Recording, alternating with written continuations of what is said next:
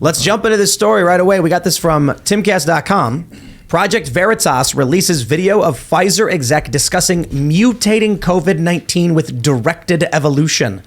The reason for wanting to mutate the virus, Walker told an undercover journalist, is so that the company can stay ahead of the game and continue to profit from the vaccines. Quote, one of the things we are exploring is like, why don't we just mutate it ourselves so we could create preemptively, develop new vaccines, right?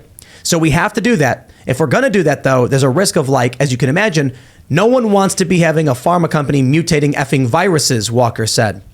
Walker continued, from what I've heard, is the Pfizer scientists are optimizing COVID mutation process, but they're going slow because everyone is very cautious. Obviously, they don't want to accelerate it too much. I think they are also just trying to do it as an exploratory thing because you obviously don't want to advertise that you are figuring out future mutations. I'm just going to pause right there.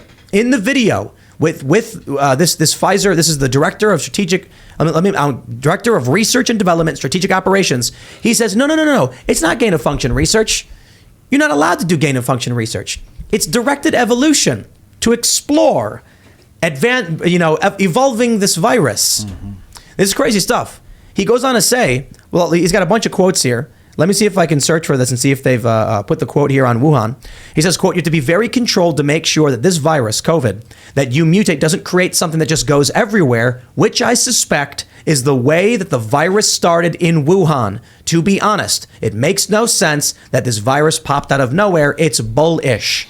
This is, to stress, Jordan Tristan Walker, Pfizer Director of Research and Development, Strategic Operations, saying he believes COVID originated in a Wuhan lab due to directed evolution mutation research, as he calls it. The crazy thing is, I don't have the sources here to back all this up. It's just what I'm hearing, that we're going to be getting more information from the Veritas team when they confronted this guy and said, we have you on camera admitting to these things. He then physically attacked the Project Veritas crew. Security had to intervene and subdue him, and the police actually got involved and asked if they wanted to press charges. Veritas said no. I don't know the full details on that, and I will just say that is alleged for now. But I can't wait to see that video. I don't think Veritas is the kind of crew or the kind of group who's going to say something unless they have it on camera, especially considering the smears that are out against them. So take that one, hold it back for a little bit. But that is crazy to hear. So whenever so here's what happens. James does these. The undercover journalist will interview somebody, get them to talk about it. This guy candidly says, "Don't tell anybody. Here's what we're doing." They then get the footage. James O'Keefe then confronts them. He says, "We have you on camera saying these things." He does it all the time. We've seen it all the time. So when I'm hearing that they got attacked, sounds believable to me. I really want them to test this on turtles and then name the turtles Michelangelo. Donatello and Raphael. Yeah. That'd be mean to the turtles, though, man. It would be. Well, I mean, if they had a mutagen that would make the turtles large humanoid sentient ninjas, I'd be like, okay, well, maybe that's not a bad thing. The turtles might enjoy that. Well, that's what I'm saying. Yeah, they could be crime fighters. You never know. No, but the crazy thing is they're doing it on monkeys. This guy talks about how he's like, basically you give the monkey the virus and then you isolate the more virulent strain and then you keep forcing it and it's crazy. And you can direct the evolution and make it do these things. Yo, it sounds like gain of function research. Yeah, I was getting ready to say it. I'm like, you say it's not gain of function, but then go on to describe gain of function. Yeah. It's exactly what he did. It's like saying, my wife going, oh, I don't go to Target. I go to Target. I think that's the same exactly thing. what he did. Yeah, exactly. It's like what Fauci did. Yeah. When Fauci was in the hearing with Rand Paul, and Rand Paul's like, I have here a document saying you did gain of function research. And Fauci's like, we didn't do gain of function research, which of course is evolving a virus. We just altered a virus by having it change over time. And it's like, okay, dude, you know what, man? You've got such a great Fauci in it. Yeah. I mean, it's meant to be like derisively over the top. It sounds safe though. No. What does? Gain of function? Yeah, you just take the virus and you just mutate it and mutate. That sounds really safe. That's how Ebola was started, bro. Was it? Yeah, it couldn't affect humans, and then it got taught to. Really? Yeah. Is that I've never heard that. Is that true? Yeah, I had looked it up. That's a Hotep take right there. That's an That- exclusive. That's yeah. Go do your Googles on that one. Yeah, right. That sounds like non-mainstream knowledge, if you know what I mean. It's non-mainstream knowledge. I'll say it like that. He loyal to the foil. Like you're gonna get Media Matters writing up crazy conspiracy theories. goodness. They're gonna write those I don't know, things I- anyways. yeah. Don't worry about it. They're gonna Last night, No, I mean, Tim I'm just saying, Pool I had can't on verify it. conspiracy theorist Cannon Hotep. Well, they're gonna come out and say all this Veritas stuff is fake. Oh, of course. They're gonna say this guy's just making things up. Yeah. And that's the craziest thing. I mean, maybe, but like let's entertain that. Like, why would this guy sitting down to dinner with some dude, presumably on a date, why would he come out and be like, "Hey, here's all the dirty stuff we're doing"? Yeah. I Because always it's wondered impressive, that. maybe. I guess he felt like he was impressing the person that he's out with. All of the body language is him like sitting forward and being like, "Oh my gosh, so fun! Like, Well, look at this this is- cool You thing that I mentioned have in." on the date that could be why he No, attacked that- him because yeah. he felt like he betrayed him. If they were on a date and it's like and he comes up, it could be. I don't know. I don't know, man. I thought you loved me. I like no. No, I it think could be. I think if they, assuming that the attack story is correct, I'm waiting for the confirmation. It's because this guy basically is admitting to like global level international incident malfeasance.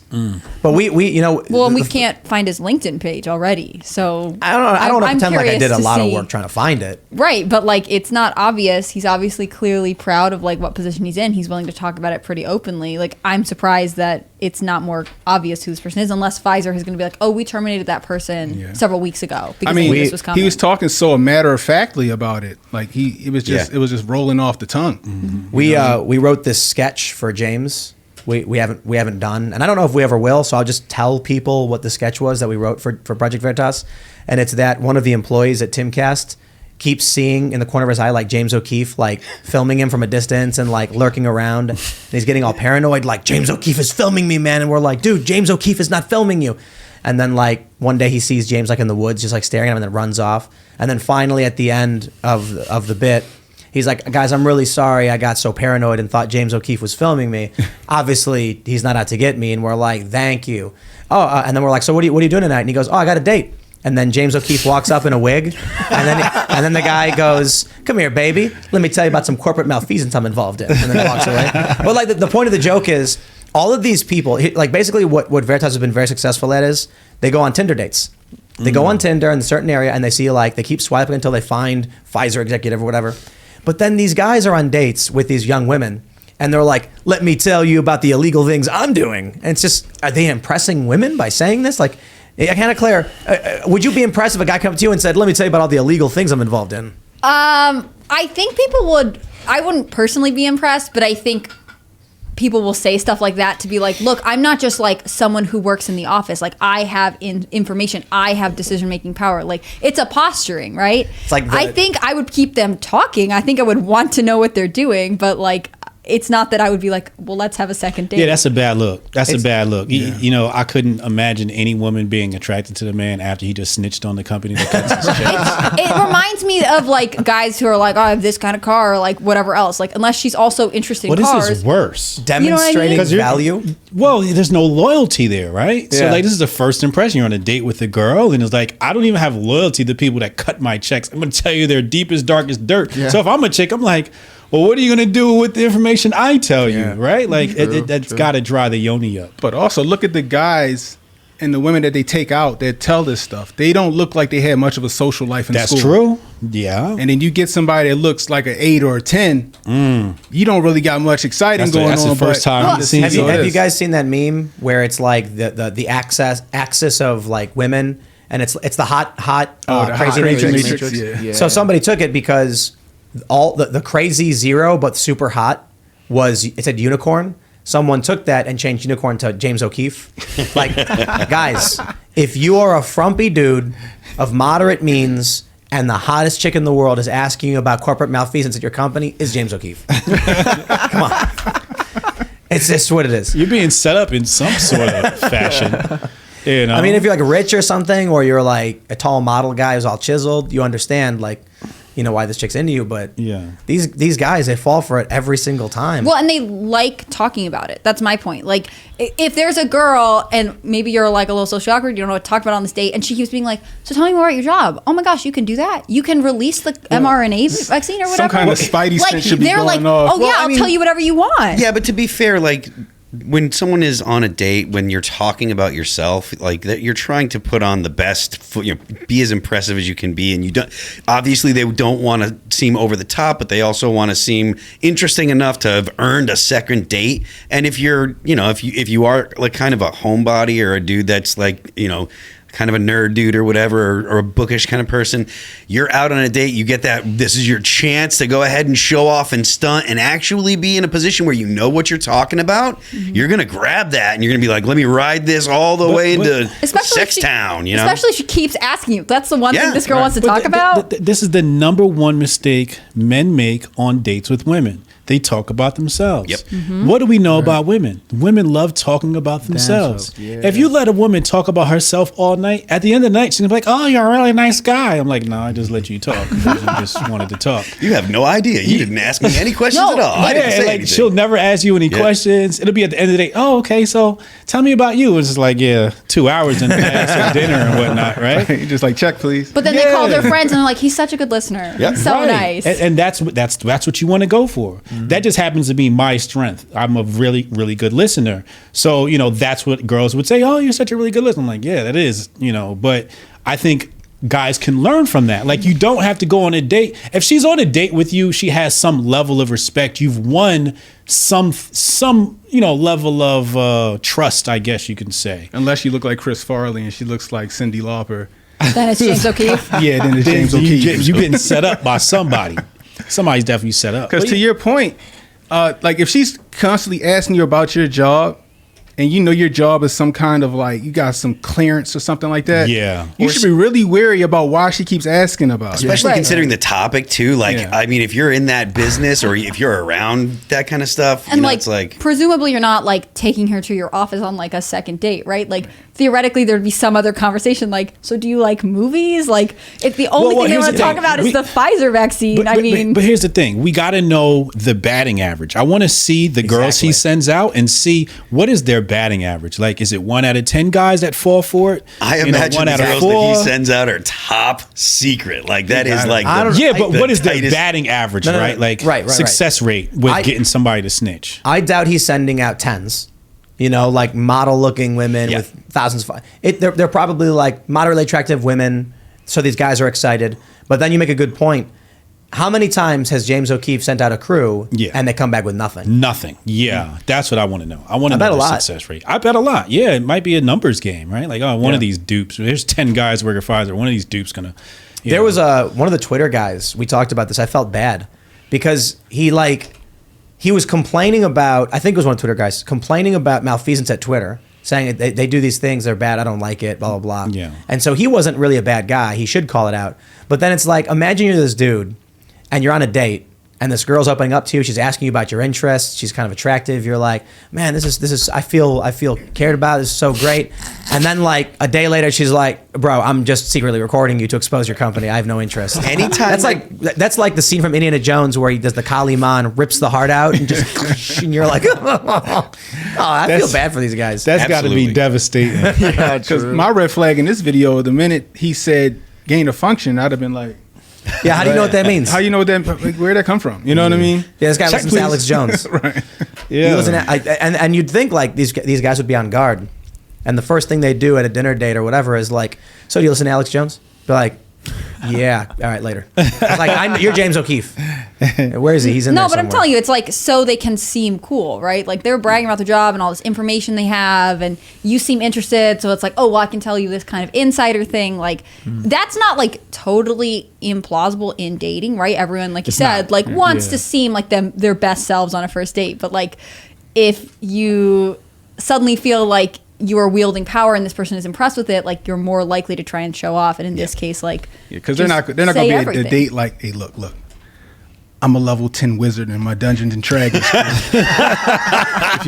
if you play your cards right, I'll let you come to the game. No. I bet this is what I want to see. James, Project Veritas. I know you guys have a lot of donors who give you money on ideological grounds, like expose the bad guys. But there's the Veritas B-sides, where it's like sitting down with a big pharma executive, works for like, Eli Lilly, and the chick's like, so like, what do you do at work? I don't know, stuff. I'm a level 10 rogue, by the way. Me and my buddies, we're gonna do D&D tonight. Yeah. Well, like, what do you do at work? I don't know, collate papers, but hey, check it out. I got this character. I would love to watch that. You're talking about Project Veritas Garage Days revisited. No, I want to know what girl was like so committed to figuring this out that she's like, I'm gonna figure out how this game works. Tell me how the cards get laid on the table. I got it. We need either Freedom Tunes. We need like Ryan Long. We got the skit. The skit is a Veritas journalist is doing an undercover sting on a big tech executive, but they actually fall in love.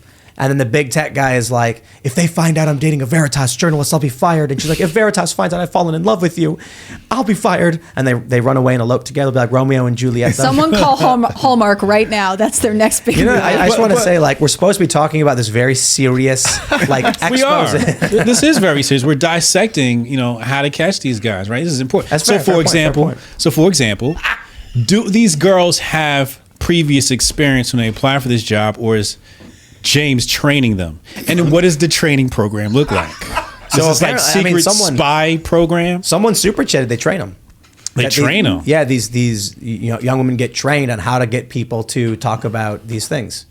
How do you what is this test? Does it look like Men in Black, the movie, where like you're trying to have them, take a test? Like, did you see 3, 4, 5 on the screen? Or I gotta be honest, it's not that easy to get people to talk about this stuff. You sit down for dinner and you say, thanks for meeting, how are you? You warm up a little bit and you say, so what do you do for work? And I work for Twitter. And they'd be like, oh, cool, what's that like? You let them talk. You ask, like, I was seeing something in the news about like Congress or something. I didn't really follow it. And they'll be like, oh yeah, there was like bias against conservatives. And then you go, oh, is that true? Like, are they doing that? That's it. It's not even that difficult to get them to come out and talk about it. Social engineering. Social engineering at its finest is what they're doing.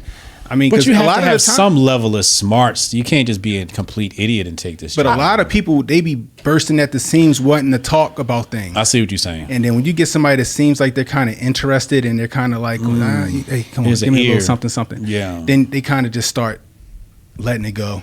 That's 100%. It must be very difficult for Veritas to train these young women to be manipulative into getting men to give them what they want. You know what I mean? So I want to know if they're like, so have you ever tapped your boyfriend's phone? Like, how do they screen them? Like, that's what I'm saying. What's like, your what's the previous experience here? They got to get jumped in like in the gang.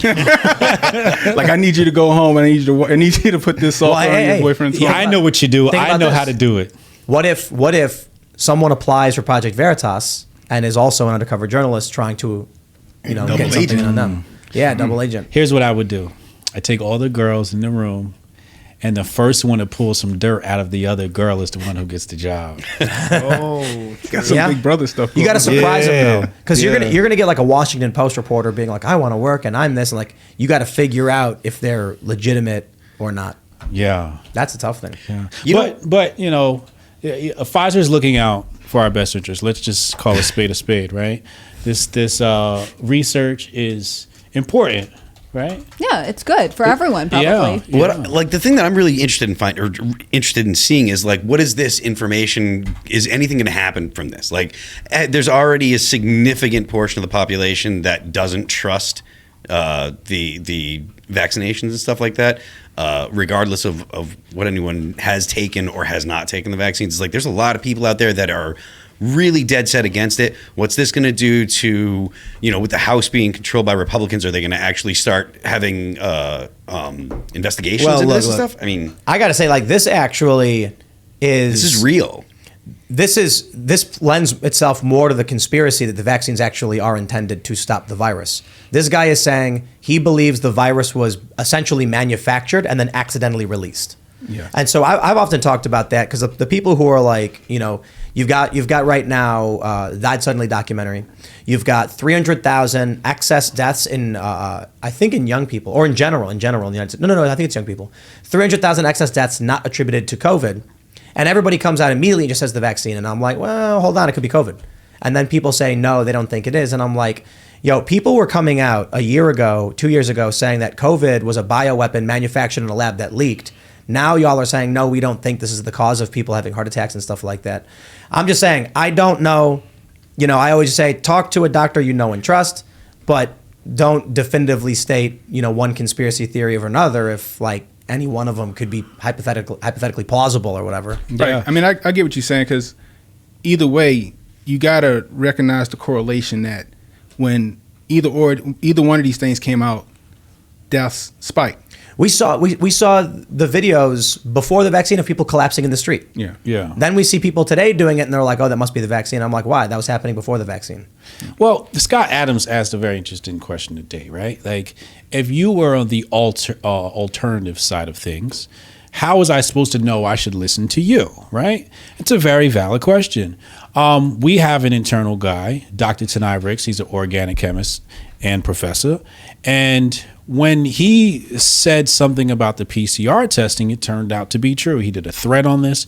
So I think what it comes down to is you always need a debate. Whenever you find out that there's something that people don't agree on, let's have a debate on it. You bring your experts to the table, I bring my experts to the table. But what we found with this conversation was these experts were the primary source and everybody else was fake news. They must be banned. They must be ostracized. Everyone else was vilified. Everybody was vilified. So that's the red flag to me. Like, wait, I can't have these doctors cross-examine the work of your doctors and bring that to the front and let us make the decision. It's the Alexander Hamilton argument for the central bank where they say, no, we have to think for the people because we can't trust them to make decisions based upon their own recognizance. Which has the inverse of the Streisand effect, essentially. Yes. You end up with a bunch of people saying, you know what, I'm going to believe the opposite because you banned it. Right. That frustrates me, to be honest, because I understand, but it's not sound logic. To be like, they banned talking about X, therefore X must be true. No, it doesn't follow. It just means the censors are bad people. Yeah. And it means they're stifling legitimate conversation, making it harder for us to figure out what's really going on. Correct. But I'm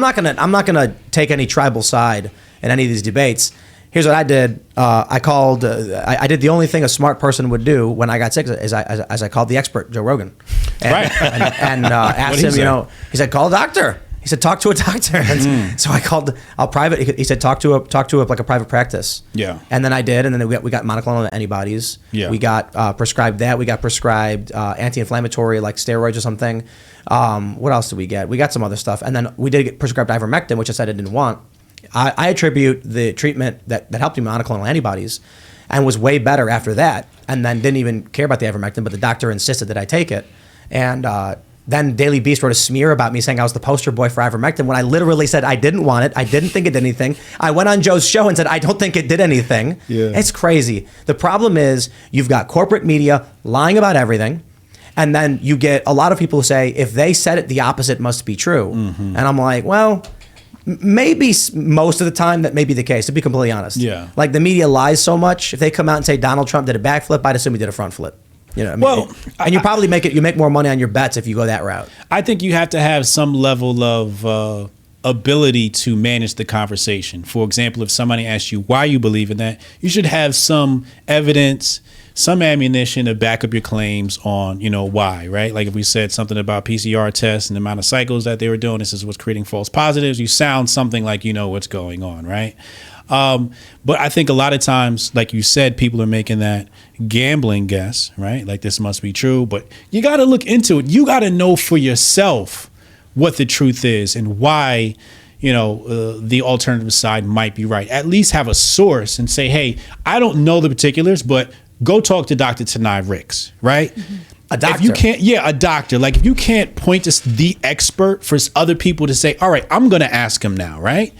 Then that's when it's like you can't even back up what you're saying and it's a little suspicious. And then now the people who are following the mainstream can't trust you because you're just saying, oh, I'm just going this way because I'm a conspiracy theorist and that's banned. That's the banned opinion. Right. Give people sources. They have that meme, conspiracy theorists 10, mainstream media 0 and stuff like that. And you're like, yeah, for sure. Like we totally get that.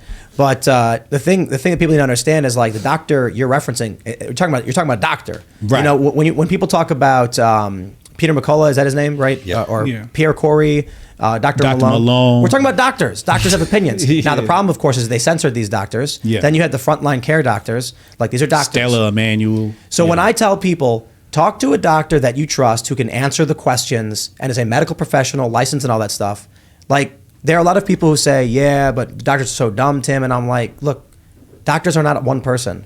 If you go to a doctor and they can't answer any of this stuff and they have no idea what you're talking Get a about. second opinion. Well, it's not even that. It's like, bro, if I went, here's the analogy I give. If I call a plumber because my toilet broke, and then he goes, I got no idea how plumbing works, I'd be Yeah. like, okay, I got to hire a plumber who does. Yeah. If you go to a doctor and you say, hey, this is the thing I'm experiencing, I read this and I read that, what is this all about?